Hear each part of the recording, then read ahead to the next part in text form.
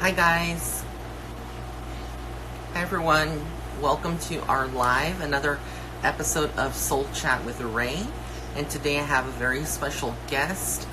This is going to be Pamela E. Williams. Hi everyone. So I'm just waiting for Pam to join, and I'll be bringing her on. Hi everyone.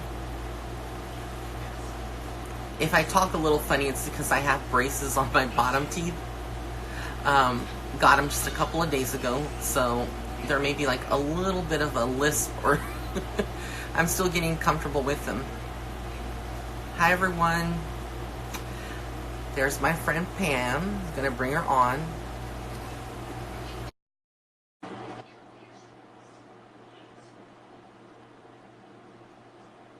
Hi Pam. Hi, How how are are you doing, you? sweetheart? I am wonderful. Awesome. I love that the headpiece you have on the Thank band. you. I Thank love it. you. You look I fabulous. appreciate that. Thank you. Can you see my teeth?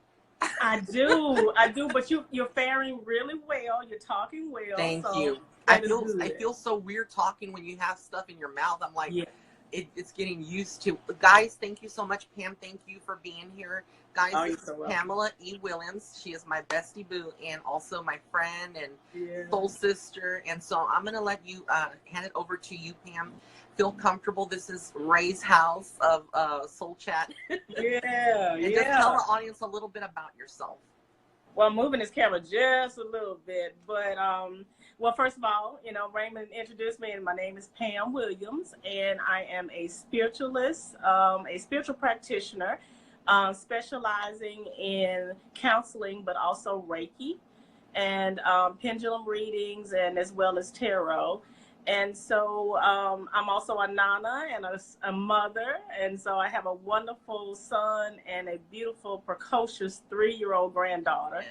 So, yeah, and I'm getting ready to enter into a master's program for counseling. So that's a little bit about me. Yes, Pam, I love it. I love it. And for guys, for those of you that don't know, Pam and I, I've talked about this, but I never get tired of it. We met about maybe 2 to 3 years ago, and we've been friends ever since. And Pam's helped me a lot through her own spiritual abilities, her own counseling. She's an amazing counselor, spiritual practitioner. And she just gets down to, what is going on. And so many conversations that I've had with Pam, and I can't tell you, like, everything has been spot on. She's like, no, you better not do that. Or if you do this, this is going to be the outcome. And it's just spot on always. And I always leave our conversations feeling very healed and just very powerfully elevated when I get drained from a lot of outside sources. Yeah. And that kind of energy. So you always remind me to that I have an important mission, and that I need to focus on that and not focus on anything else other than that, because Right. it starts as a distraction. And sometimes I need that kind of push, and that reminder from you. Yeah, well, it's the same. It's the same for me. I mean, Raymond has a way of keeping me and reminding me of the things that I need to be doing and focusing on. Sometimes it's easy when you're getting just really inundated with life. You got Yes. work, you got family, you got, your outside endeavors, and then something comes and blindsides you. And once that happens, it's easy to kind of get off track. But then when you've got that special someone that can just kind of nudge you back on track and say, hey, this is the focus. I know it hurts right now. And so Raymond does that for me. And I am just so awesome. Well, you do that for me too. And I'm really blessed. And like I said, I feel like a lot of people that are tuning in, for those of you that are tuning in today to this Soul Chat with Ray, if you are, on a spiritual path and you're just beginning and you feel alone, I think everybody, I don't know if you agree with me, Pam, but I think a lot of people fall into that entrapment where they feel like, they don't need to talk to anybody about their business, or they can't open up to someone because they're afraid of being judged. But part of your journey is understanding that you don't have to do it alone. You do need a mentor, you need a teacher, somebody in your life, and I don't want to say like, or push anything upon anyone that's listening. I'm not saying that you have to, but it helps, for those of you that are listening and maybe, needing some guidance. It helps to have someone that understands, that is on that same, that same perspective, Right. in Right. spirituality, and that gets you, and that's not judging you, but like I said with Pam, like if I'm doing something and it's not necessarily the right thing, she'll tell me, you know, you need to do that, and it's not that I'm going to take it in a negative way. It's not. It's constructive criticism. It's coming from a place of love. But if Right. you have someone that's not doing that and they're constantly, like, you know, throwing shade at you and stuff like that, you can tell the difference between what is coming from love, from spirit, and what's coming from an outside source. Exactly. Now, Pam, I know that you have discussed this in our podcast when I did the podcast with you, but I know that you're a cancer survivor, and I know that's been a big part of your life, but it hasn't really, I would say it hasn't, it's changed you. It's evolved. If you've evolved from it, but what can you tell us about that whole experience, and what did you take out of that whole experience, and how do you blend that into your spirituality today? Right. Right. Well, you know, going through cancer, I had just turned 40 a few months ago. Months before that, my son actually, like 3 or 4 days after I got the diagnosis, got his report card saying he was going into senior year in high school. And so his whole senior year, he's seeing his mom go through cancer, losing her hair, a mastectomy, reconstruction, all of that. And so what going through cancer taught me is that I am my own healer. Yes. And so we lose track of things. One of the things I learned, and this is one of the funny things that I really thought about. I wasn't in church. I grew up in church. I was a preacher's kid and grew up in church. And one of the things that I realized is that when I went through cancer, I wasn't in the church. I had left the church in 2007. And I was diagnosed with breast cancer in 2009. During that whole time, I was able to spiritually heal myself as well as go through the physical transformation of healing. And so I watched women who were going through cancer with me, one who actually worked with me at the time at the job that I was in.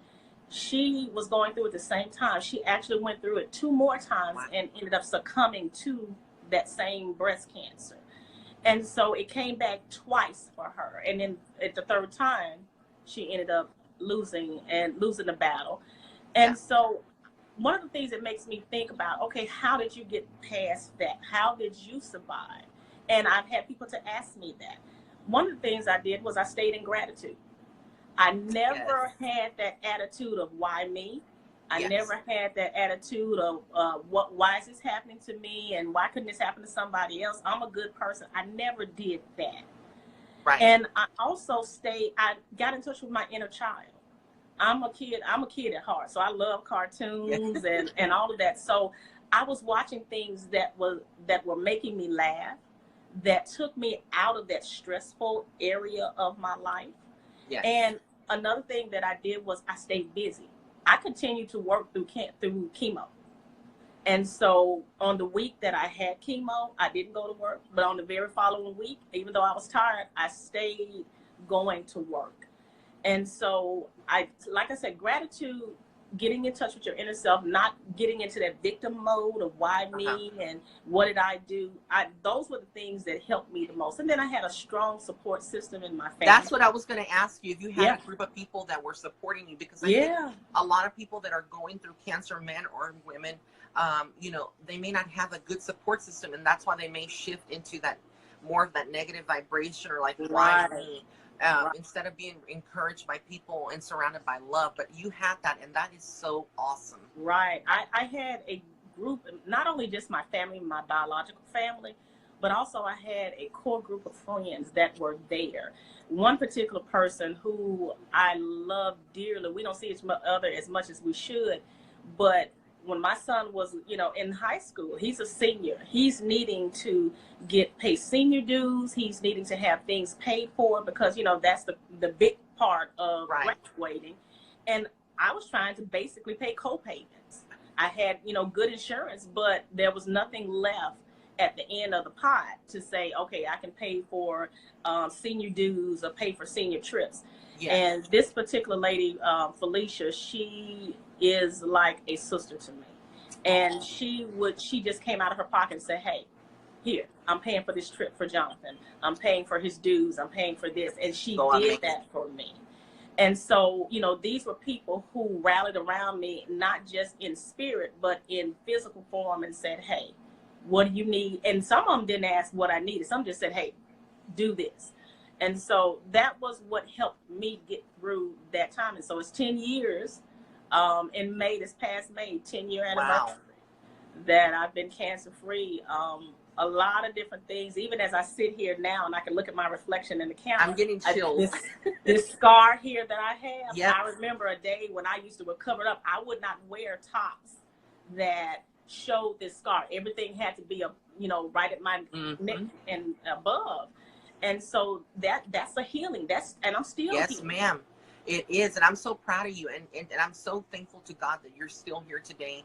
I honestly feel that it wasn't your time with cancer. You know, a lot of people lose that battle, like you said. I feel like it was, you know, it was part of your life path, your soul path, but right. it wasn't your time to exit this world. It was never that about, you know, the whole cancer wasn't about that. I think it was to help your soul evolve here in the physical world so you could help others. Because right. that's when I hear you talk, it's so much wisdom, so much mother wisdom, so much beauty and power. And I feel like that's what you're doing and what you will be doing in the future, you know, with your path, helping people, maybe women that are going through this as well, through your counseling, and helping them, you know that they are worth it. And one of the things that hit me is that, like, when I went through the hurricane, I can't compare to, you know, cancer. But when I lost everything, being homeless twice, I had that same mentality as you. And that was being grateful and the sense of, like a sense of survival, like a survival mentality. You know, right. I was going to survive this. I was going to get over it. And I saw myself at the end of it, you know, all the whole time with an inner calm and peace. A lot of people observe that. And I know that you did the same. And, you know, that's just, it's remarkable, Pam. It's remarkable that when you talk about your journey and your self-confidence that you have gotten over the years. In 10 years, congratulations. Thank you. That's a milestone. Yeah, it's a long journey, and I'm looking forward to more years and just being able to help others and get through whatever it is they're going through, because all the time it's not cancer, it can be something else. But you know, my journey of cancer doesn't negate someone else's journey and what they're going through.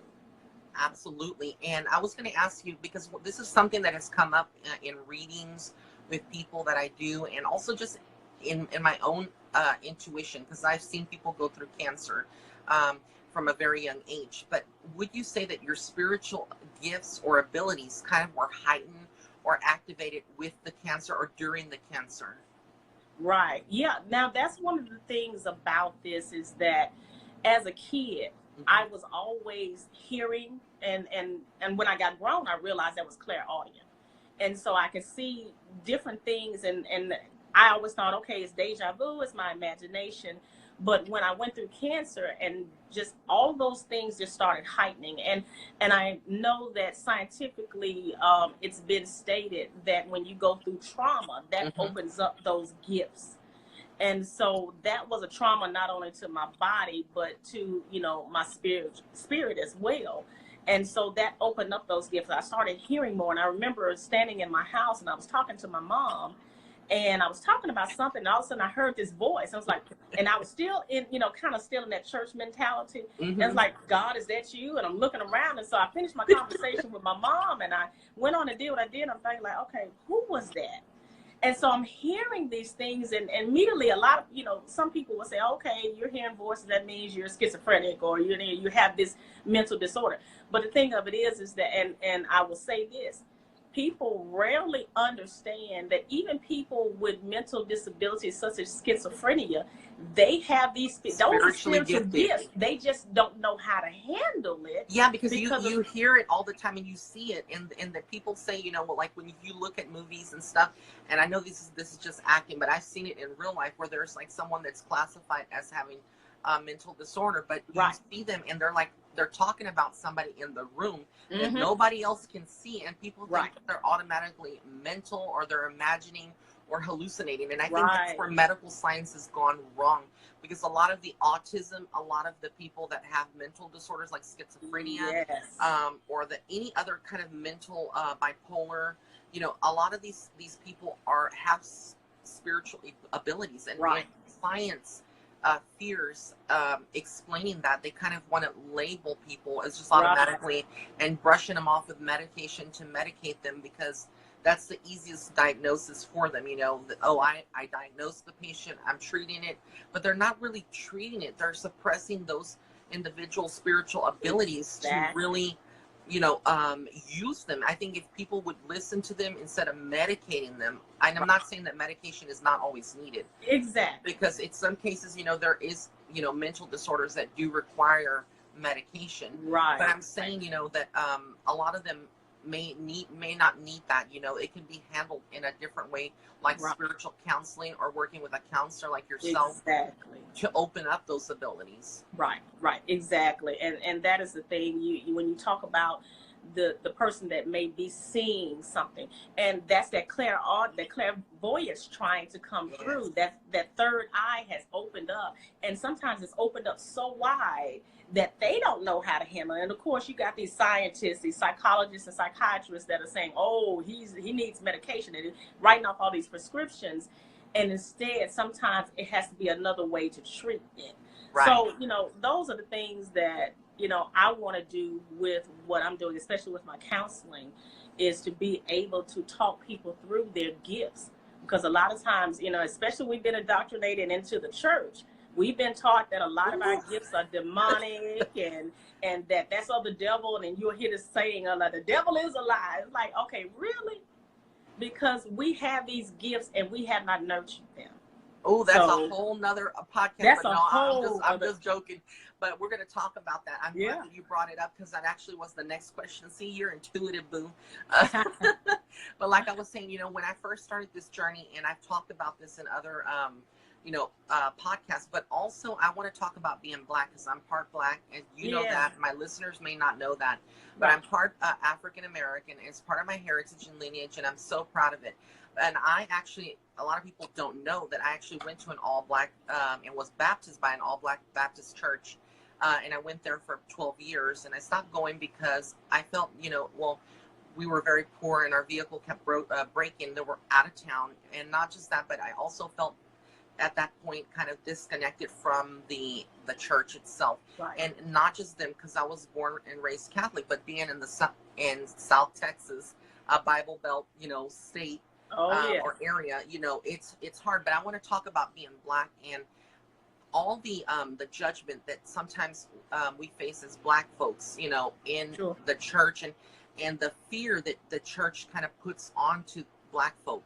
I want to talk about that here, because we never talk about, you know, I never have really delved into it, because most of my guests have been either, you know, Caucasian or Hispanic or other races. And now I'm not saying, you know, I'm using this opportunity because we're, you know, you're Black and I'm Black, part Black, but I'm just saying in general, you know, I have you on there, and I know that you've gone through that, you've commented. So can you explain, like, what is your take on this, and like what would you advise any you know, Black people that would be listening today to us and trying to get rid of that programming, that fear that the church puts on you? Right.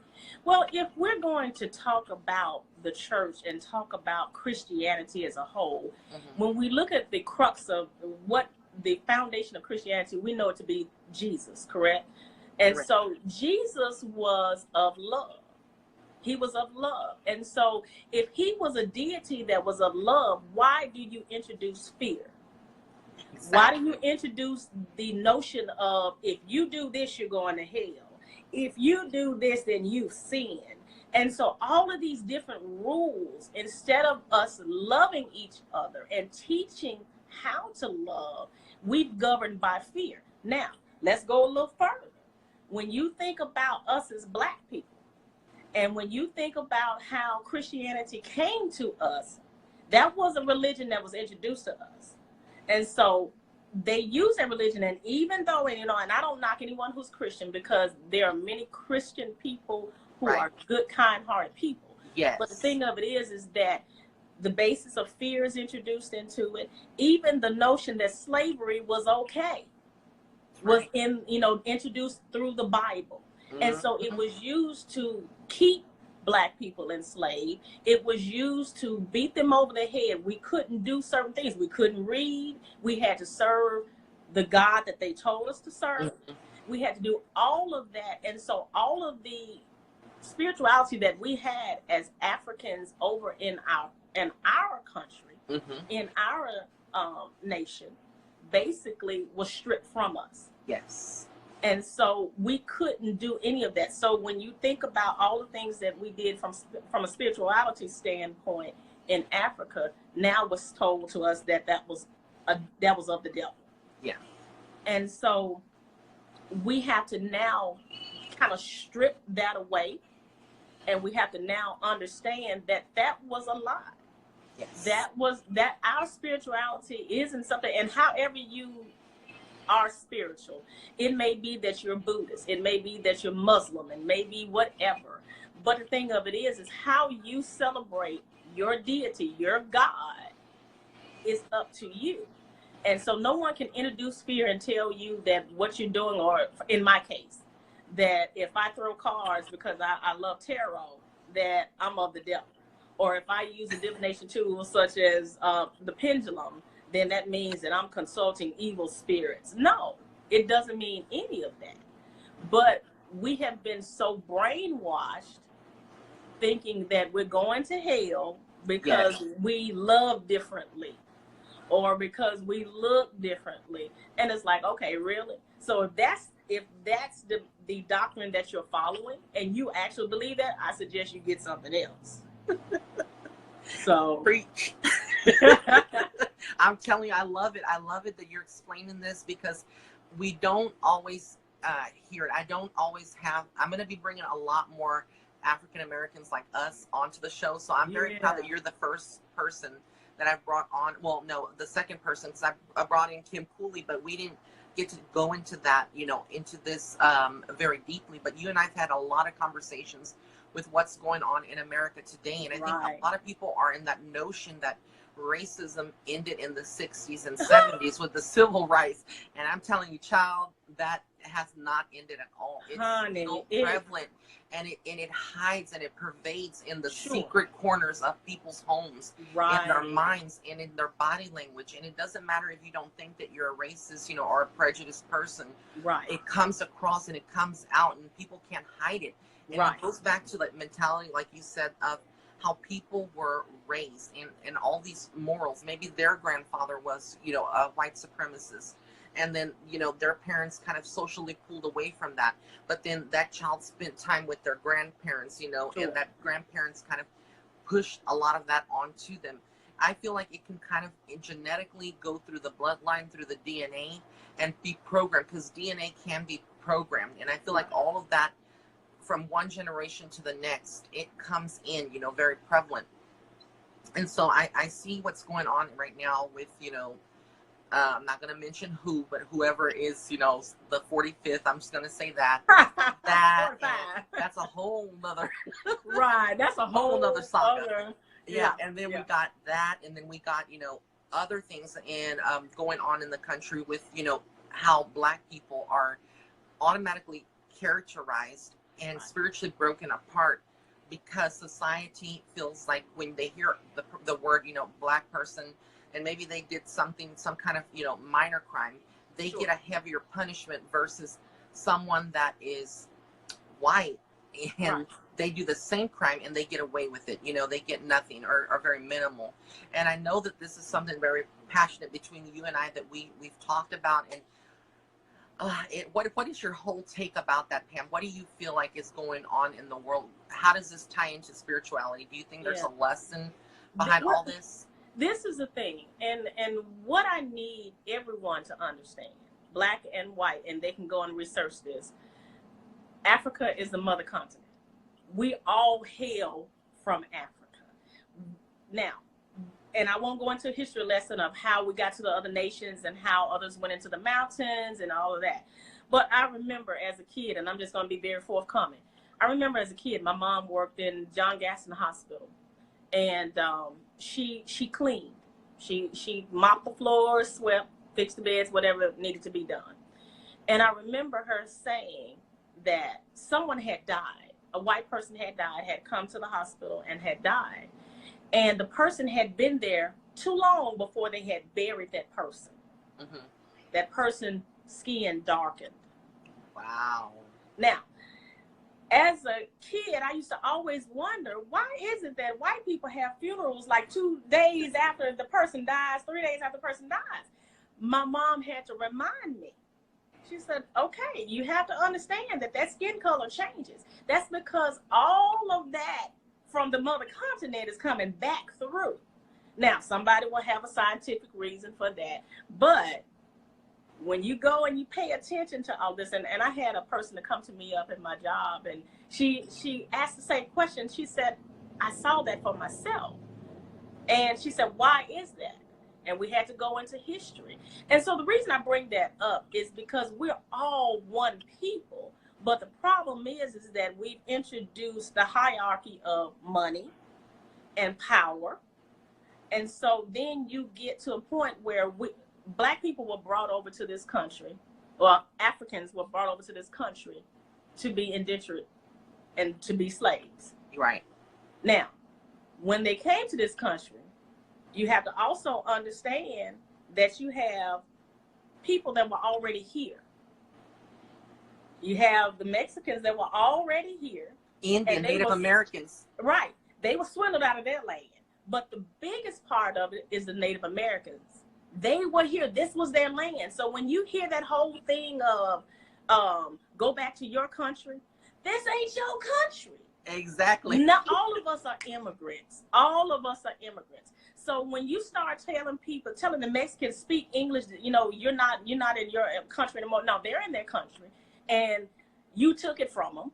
When you go and force the Native Americans off of their land and take their water and take all of their stuff, and then you want to say that it's yours, that whole thing, I do feel, is where karma comes back. The ancestors come back in force.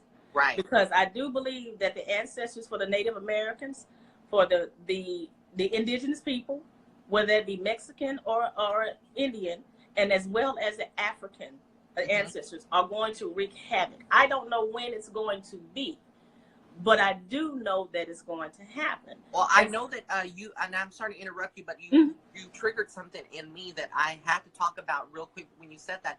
I believe that is true, and I've talked about that. See, we were in the same wavelength about the ancestors coming, being upset. You know, our African ancestors, our Native Americans, the Hispanic, the Mexicans, you know, all these ancestors.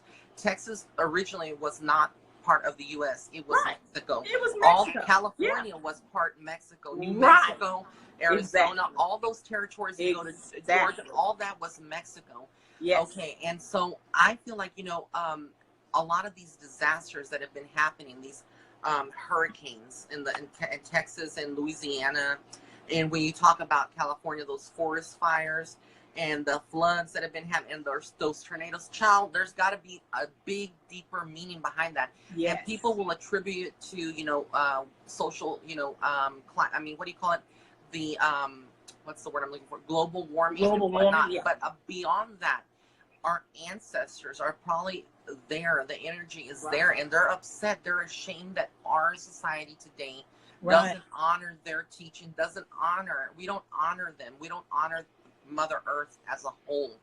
And so all of these events, all of these natural disasters, a lot of it is, I believe, our ancestors purging and kind of cleansing the earth from all of this. Right. I agree. And we have so much that we have to understand. You mentioned that, you know, honoring the ancestors. And that's one of the things that we have to do. You know, I was sitting with my pendulum and just asking questions.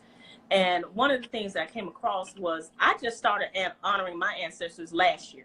Right. Because, you know, being in this spiritual walk, I didn't know to do that. I didn't know that they need things on the other side. I didn't know that we need to give them energy, but they also give back to us. This flesh that people see, my flesh, your flesh, all this right here, it's from our ancestors. And I posted that the other day. I don't know if you saw that post about the skin. You know, when you're in the womb, you're a part of your mother, your grandmother, and all those ancestor lineage, that DNA. This is just a flesh. It's just skin. But all of that is is pieces of your ancestors. Right, right, exactly. And we It goes have to deep. honor them. We have to give back to them, even if we just call them and, whether it's, Mama Hattie, your grandmother, somebody that went on past. And for me, I don't know all of my ancestors. Yeah. So I call on my unknown ancestors for strength, and they give us information, they give us downloads, and they give us things that we need to know to help us along in this life. Yes. The thing of it is that a lot of us have been taught that, especially in the church, you let the dead stay buried, and it's like, really? No. When we think about our ancestors that came over here on those boats and how they withstood, because I'm here now because they stood. Right. And they were able to last, and they were able to all of the accommodations, live. like they didn't have AC, they didn't have the internet, they didn't have, the tools that we got today. They had to walk everywhere. They had they had to grind and go and hunt for their meat and kill it. And I think that's what we, as a perspective, and this is really diving deeper, me and you in this conversation, because I think a lot of people don't see it that way. They don't think about their ancestors. Sure, they think about their grandma or grandpa, but what about your great, and all going back centuries, ago. Right. And I know that you may not know who your ancestors are, but like Pam says, you can pray to your ancestors. If you could see every one of your ancestors standing behind you, right, and guiding you, you'd be surprised. Yes. I love the TV show Charmed, and I keep talking about it. The OG, the OG, not the new term, but the OG. Oh yeah, the OG. Because the Halliwell line, they kind of depict and they pay a lot of homage to their ancestors, and you see all the witches of the Halliwell line. And I know that this is just a story plot, and it's fiction according to what people want to say, but I feel like they did bring a lot of real life situations to open up people and these themes. And if you go back and look at some of these episodes, I've looked at Charm maybe about 5, 6, maybe 10 times already from the beginning to end.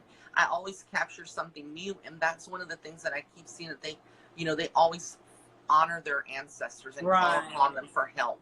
Right. And even if people don't want to look at a quote unquote witchy show, they can look at the show, the movie Coco.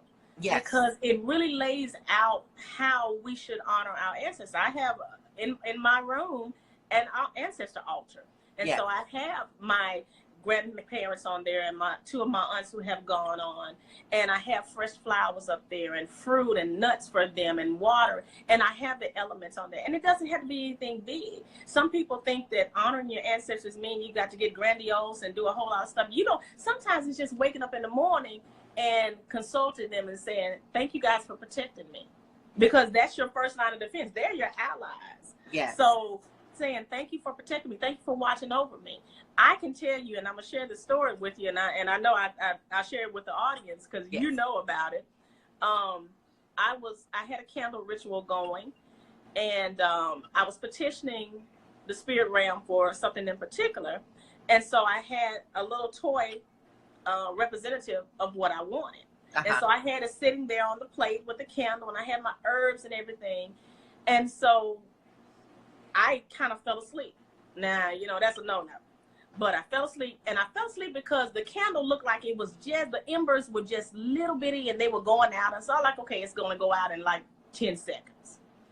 Well, evidently, while I was asleep, it caught back. And not only did it catch back up, but there was a jar that was sitting beside it. It had black soot all the way up. The little toy representative that I had was now a flat plastic piece that was just black and charred. Wow. Now, the stand that my candle was sitting on a plate, and it was sitting on a wooden altar. Curtains right behind it. Now, you would think that glass candle, because it was a 7-day November candle beside it, not on the plate, it was beside it. It had black soot up, and you would think that those curtains would have caught, but it didn't. When I woke up to look and see, everything, I looked, I was like, where is my little toy? It was a little piece of black, flat plastic, but I looked over because I didn't recognize it. And so when I saw it, I was like, oh my God. And then I looked and saw the candle that was beside it. It was a candle I was going to burn for another time. And it was burnt. And I'm thinking to myself, okay, how did I survive this? That's because my ancestors We're were watching protecting you. over me. Yeah, because it could have turned into a big fire. Yeah, because my bed is right beside it. Right beside. I mean, my bed is inches from that particular altar, because I have several altars in my room. So that bed is right, but that happens to be my working altar.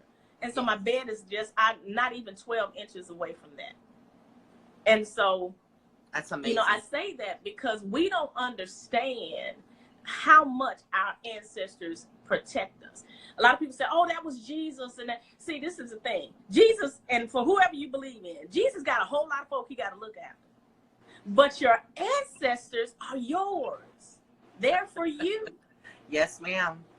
So, you know, my ancestors were watching over me, and I can tell you, it's been some more stupid stuff I've done over the years. But you know, like protected. In your path, you're very much. We're gonna go start talking about your spiritual practitioner. You know, in the abilities and the things that you do.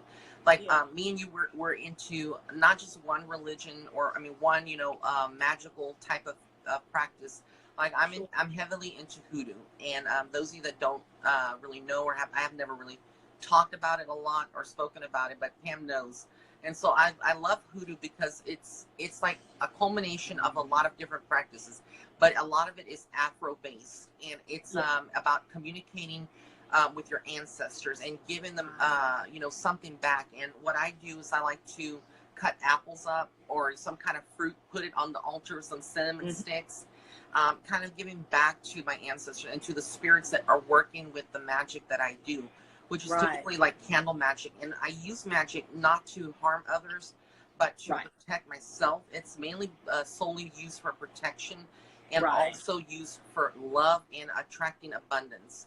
And that's what I use mainly, in healing, of course. So that's what I use hoodoo for in witchcraft and that kind of, but I think when people hear witchcraft, like I had someone in my social circle and I had that conversation with you. I was like, I noticed that, some clients are staying away. And someone said, well, maybe it's because you're being too vocal about being a witch or too vocal about, using hoodoo. And I was like, what? Like, you're supposed to, be on my side. How can you say that to me? And I think, going back now, I kind of think that, there are some people that would be listening that are kind of afraid when you talk about hoodoo and voodoo and witchcraft. I don't do any of that, but hoodoo mainly and witchcraft, but white magic, and it's all healing based, purified based. I don't delve into the darker stuff or into blood practices, bloodletting or what have you. Bloodletting, because those are different types of magic that you can get into and incorporate. And I'm not saying that there are bad witches out there, because I really don't feel like there is necessarily like a very good or dark, but there's a balance between everything. And I think we all can kind of get into that negative part. But like, what kind of magic do you do, Pam? I know that you're into some of that. Yeah, definitely. For me, I try to stay in the light. Now, believe me, we all have light and dark in us. So, of course, sometimes that little side can come out of me, and my son has to remind me, Pam, Mama, I need you to stay in the light. And Raymond, you have had to remind me, like, okay, let's bring it back to the light, because there be times I want to kind of get some vengeance there for some things that have happened, and I have to realize that's not my job. AKA that shut up jar. Oh yeah. Woo, loud. Yeah. And so I instead I did the honey jar. Yeah. And so for me, staying on the side of, I stick with candle rituals, candle magic, if you want to be specific. I like doing jars. I stick with that simply because, I could easily do some of the stuff that would probably get you in trouble. What I found out is that I do have Ifa, which is a Yoruban religion, in my lineage, and because of the my heritage, because I have my heritage, I have bloodline in Nigeria, Togo, Benin, all of that, and so with that, I easily could do some things that other people do.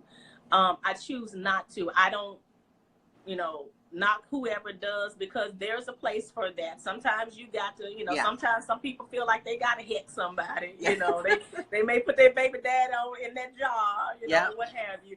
I try to steer clear of that, simply because there are repercussions. Right. You have to understand that with every action, there's an opposite action or reaction to that. And so I try to stay on the good side of karma, so that when I do leave this earth, then my son won't have to, give penance for me and like I do with, my ancestors, because I don't know what has happened in their life. Right. So I'm, burning ancestor money, and I'm giving penance to the universe and saying, please forgive them of their karmic debt. Yes. And release them from their karmic debt.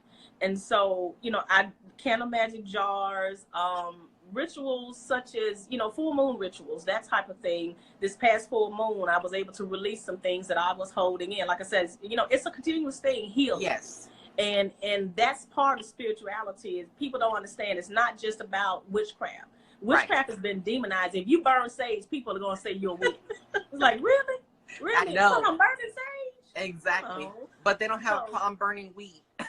Right. And they don't have a problem with that. They don't have a problem burning the devil's lettuce. You know what I'm talking about? Exactly. And so, for me, I don't shortchange or demonize what anyone does, because their spiritual walk is their spiritual walk.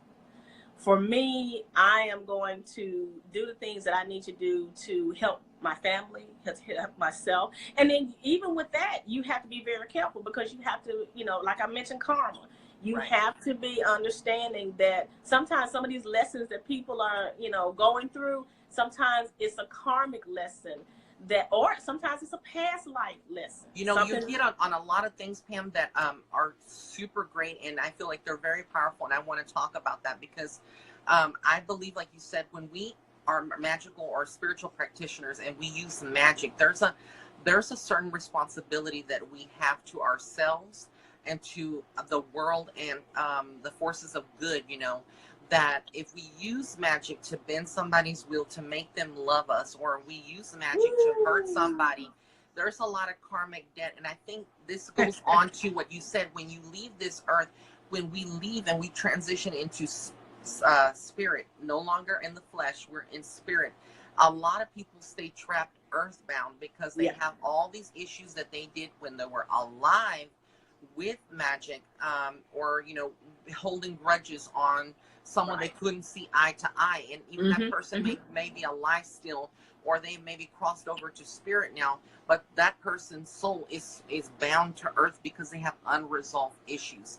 And that's something that I haven't talked a lot about, but I feel like it's when you said, when you cross over, I think that's for everyone. If you hold grudges, if you are angry at somebody, they're renting space in your brain, in your soul, that they're occupying space, and it's not serving you. We need to forgive. It doesn't mean that you forget what they done to you, but you forgive them and try to move on with your life, because it's not worth, that's toxicity. And going back to what you said, that can cause illness. It can cause illnesses in your body. Yes. The longer you hold on to those negative vibrations. Right.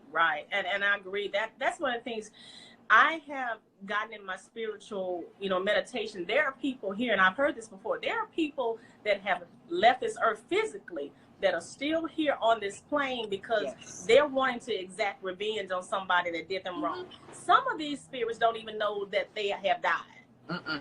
And so you have to be very careful with forgiveness, because forgiveness is something that's an ongoing journey. It's an ongoing walk. It's something that I went through, because believe me, I've had some things that happened to me, and I'm thinking to myself, okay, I can hold this.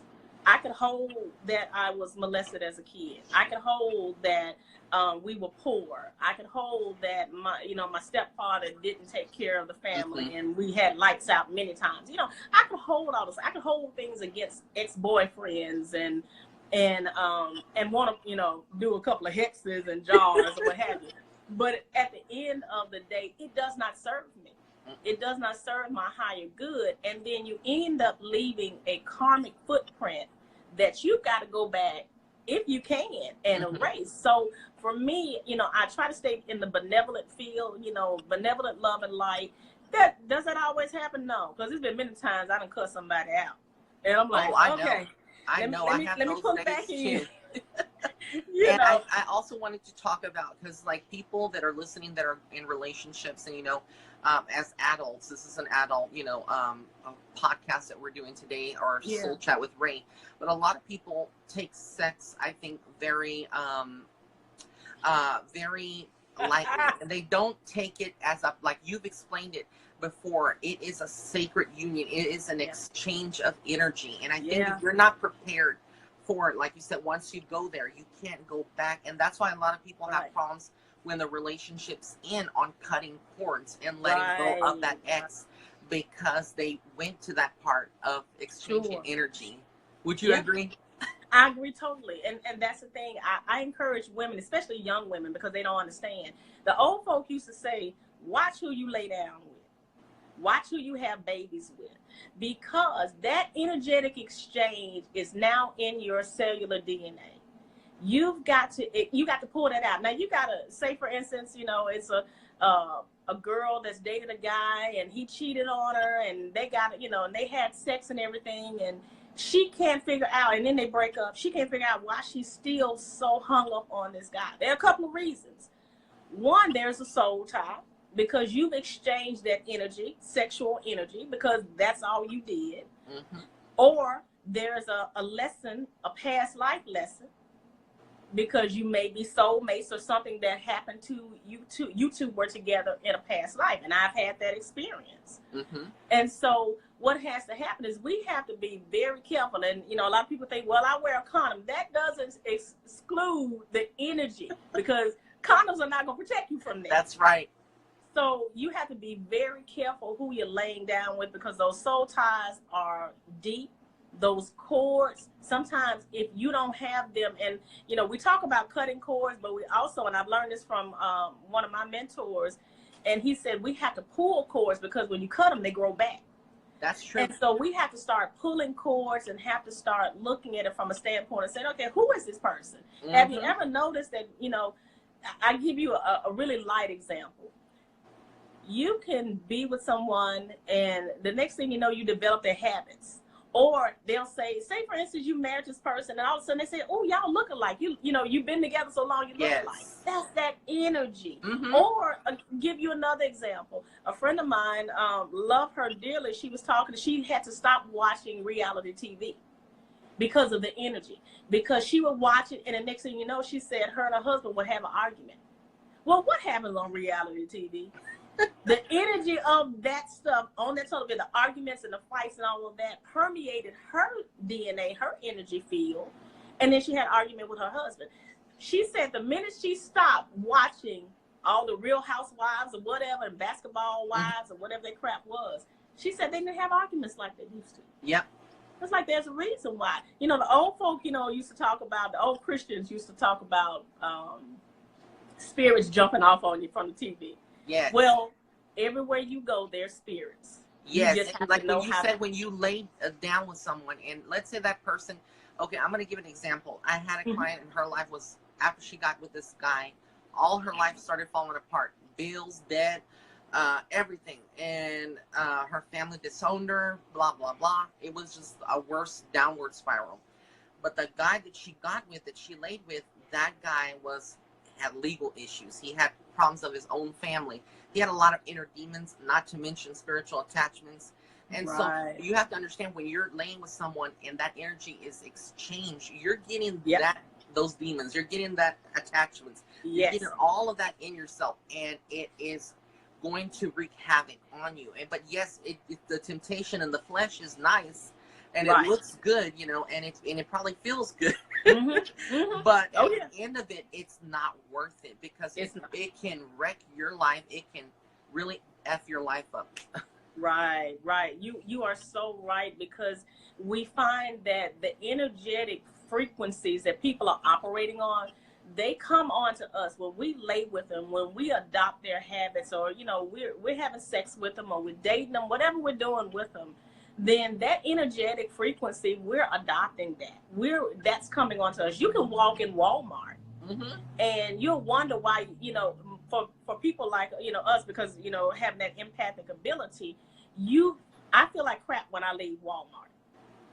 And because I've soaked up all that energy. Yeah. And so you have to learn how to protect yourself, but you can't protect yourself if you laying down with, you know, Johnny, and Johnny around here going to the casino and blowing all his money, and he the got stripper 4 or 5 other women. Right. And doing all the things that he shouldn't be talking to 9 different baby mamas. Right. You know? And it's like you're allowing all of that, because not only that, but that person has been with so many other people, and their energy is in him now, and now he's giving his energy to you. So it's not just his energy that's coming to you, but whoever he's been with. And so I think that's what people don't really put two and together. But when you're spiritually awakened and you're vibrating at a higher level, you see that, and you know more or less now, like, you know, you could save yourself from so much heartache and pain. And I think that a lot of the younger generations, you know, society as a whole has changed, and I think a lot of you know, the younger generations, they see things and they take it for granted because they see things on TV or they see it on the internet.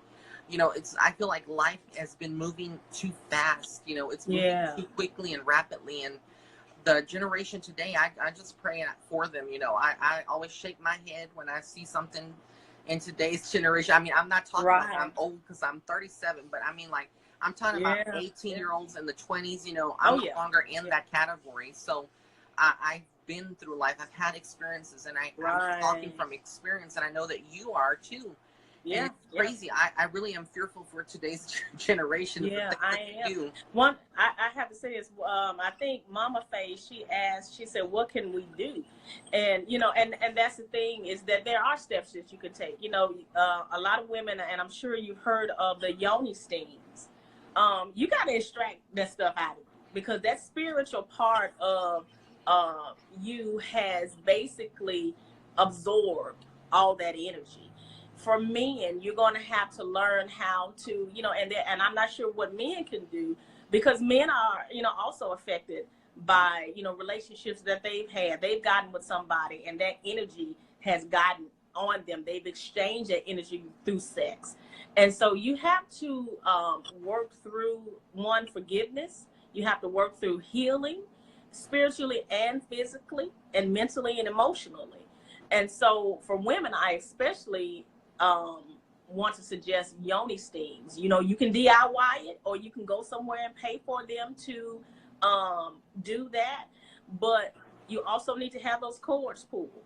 Now, you can sit with your higher self, and you can ask your higher self to show you those cords, show you where those things, those hurts are, those cords. They can be in your heart, they can be in your mind, you know, in your different chakras where you've accumulated those things.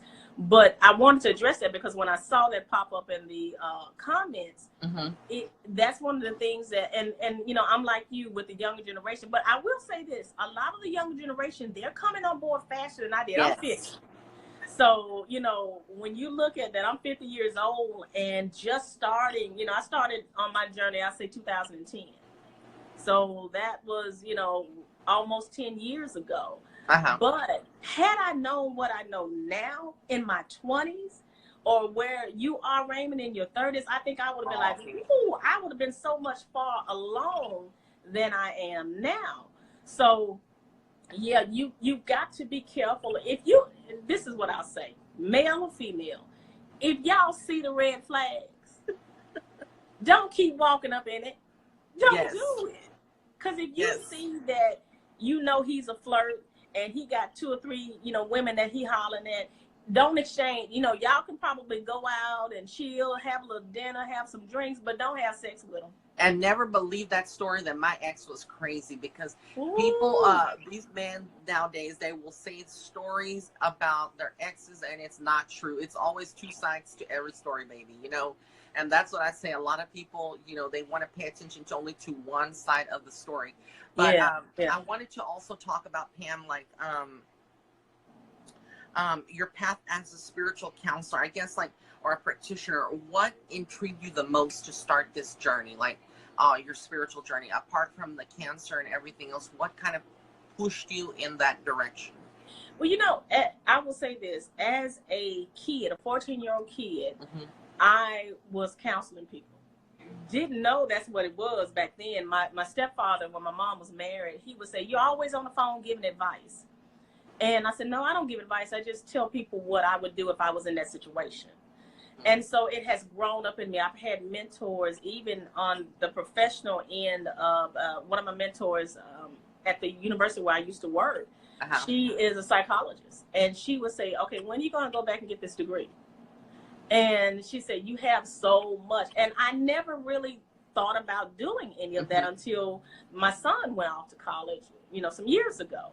And so looking at the natural progression of giving advice, counseling people, but also bridging that healing aspect, that metaphysical aspect, showing people. I went to something yesterday, and we were, an extension of pendulum readings, and showing people how they can find out what the blockages are. Somebody, and I have to go back, I think Sunbeam and another young lady were talking about blockages.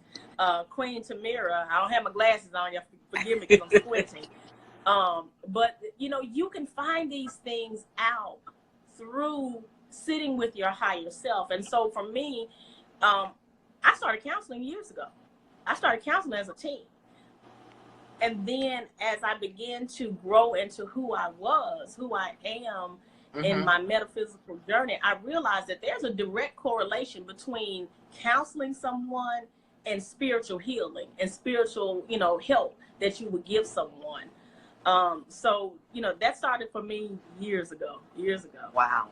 So it's been a journey for you. It hasn't just been something that you started recently. It was a journey for you that pushed you into the spirituality, into becoming more spiritual. And that's what I agree with you. Like you said, there are a lot of younger kids, crystal children, rainbows, indigos, star seeds, all these children that are being born. Some of them are, really bringing on evolution. They're very evolved, like you said, and they're already are tuning in and making a difference here.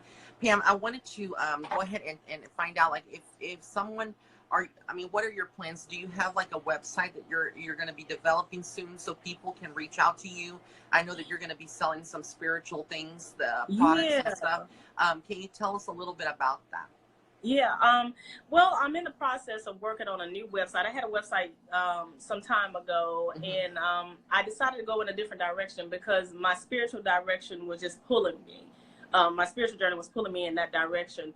And so I am going to be developing a website. People can, if they want to reach out, they can contact me on Instagram or Facebook. I'm on there as Pamela E. Williams on both platforms.